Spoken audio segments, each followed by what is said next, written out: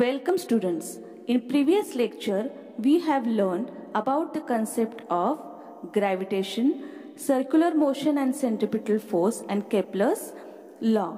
Today we will learn about Newton's universal law of gravitation.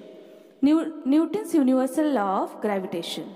All the above considerations, including Kepler's law, lead Newton to formulate his theory of universal gravity. According to this theory, every object in the universe attracts every other object with a definite force. This force is directly proportional to the product of the masses of the two objects and is inversely proportional to the square of the distance between them. Now a small introduction about a scientist, Johannes Kepler. Johannes Kepler from 1571 to 1630 was a German astronomer and mathematician. He started working as a helper to the famous astronomer Tycho Brahe in Prague in 1600. After the sudden death of Brahe in 1601, Kepler was appointed as the royal mathematician in his place.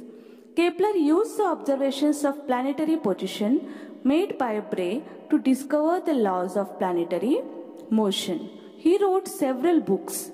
His work was later used by Newton in postulating his law of gravitation. Gravitational force between two objects. As shown in the figure 1.5, the two objects with masses m1 and m2 are kept at a distance d from each other. Mathematically, the gravitational force of attraction between these two bodies may be written as F is directly proportional to m1 m2 upon d square, or F is equal to g m1 m2 upon d square. Here, g is the constant of proportionality and is called the universal gravitational constant.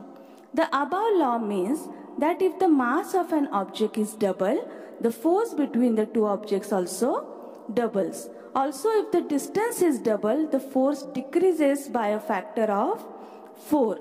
If the two bodies are spherical, the direction of the force is always along the line joining the centers of the two bodies, and the distance between the center is taken to be d. In case when the bodies are not spherical or have irregular shape, then the direction of force is along the line joining their centers of mass, and d is taken to be the distance between the two centers of mass. From equation 2, it can be seen that the value of g is the gravitational force acting between two unit masses kept at a unit distance away from each other.